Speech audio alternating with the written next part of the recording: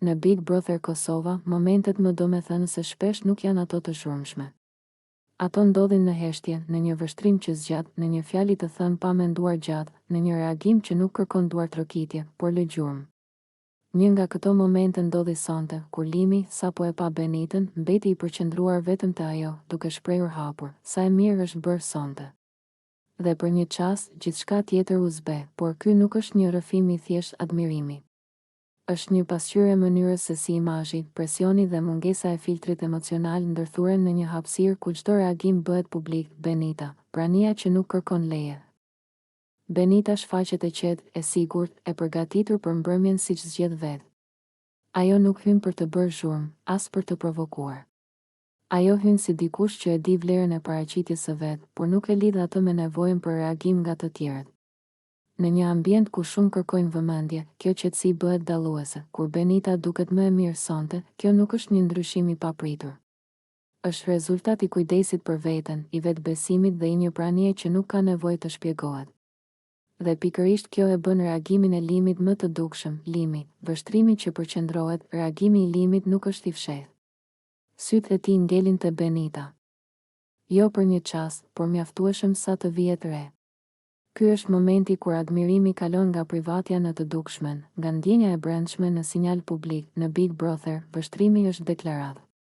Kur dikush nuk I ndan syt tjetrit, ai po thot diçka pa fjalë. Dhe ajo që po thot Limi, pa e artikuluar, është se fokusi I tij ka humbur balancën. Këtu nuk ka domosdoshmërisht qëllim. Ka impuls. Ka reagim të pafiltruar. Dhe pikërisht ky impuls e bën situatën interesante për t'u analizuar. Fjalia që ngarkon momentin, sa e mirë është bërë sonte. Një fjali e thjeshtë, e zakonshme, që në shumë kontekste do të kalonte pa peshë. Por në Big Brother, ajo shoqërohet nga intensiteti I vështrimit, nga përsëritja e fokusit, nga fakti që gjithçka tjetër duket se ndalon për një moment. Këtu fjalia nuk vlen vetëm për atë që thot, por për si thuhet dhe kur thuhet. Ajo shndërrohet në shenjë të një gjendjeje të brendshme që po kërkon dalje, publiku I padukshëm dhe syri I tretë, asnjë reagim nuk ndodh në boshllëk.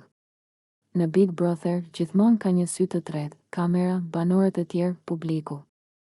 Dhe kur të tjerët e vërejnë se Limi është I përqendruar vetëm te Benita, ky fokus bëhet temë, perceptim, etiketë. Kështu, reagimi individual fillon të marrë kuptim kolektiv.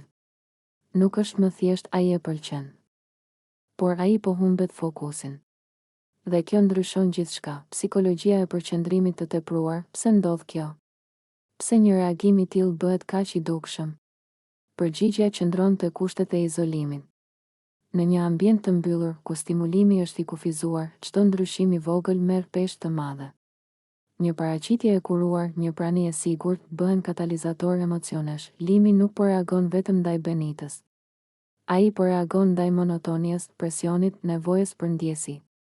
Benita bëhet pikë fokale jo sepse e kërkon, por sepse ai ka nevojë për një fokus. Benita dhe qetësia përballë vëzhgimit, ajo që bie në sy është se Benita nuk e ndryshon sjelljen. Ajo nuk e ushqen reagimin, as nuk e shmang. Ajo vazhdon të jetë vetvetja.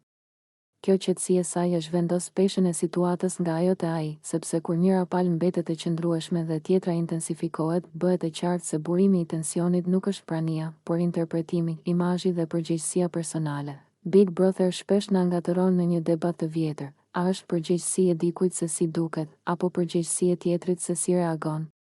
Kjo situatë e bën përgjigjen të qartë. Benita ka të drejtë të paraqitet si dëshiron. Limi ka përgjegjësinë të menaxhojë reagimin e vet. Admirimi, kur mbahet me mas, është njerëzor. Kur shndërrohet në humbje fokusi, bëhet pasqyrë e mungesës së kontrollit të brendshëm. Një moment I vogël, një kuptim I madh. Ky episod nuk është dram. Është sinjal. Sinjal se si Big Brother I nxjerr në pa reagimet që në jetën e përditshme do të kalonin pa u vënë re. Dhe pikërisht këtu qëndron vlera e tij si eksperiment social. Përfundim, sonte, sytë e Limit mbeten te Benita. Dhe kjo mjaftoi për të treguar një histori të tërë, për admirimin, për përqendrimin e tepruar, për nevojën për balancë. Benita vazhdoi të ishte vetvetja. Limi u duk se humbi për një çast qendrën e vet. Në Big Brother Kosova, nuk janë gjithmonë fjalët që tregojnë gjithçka.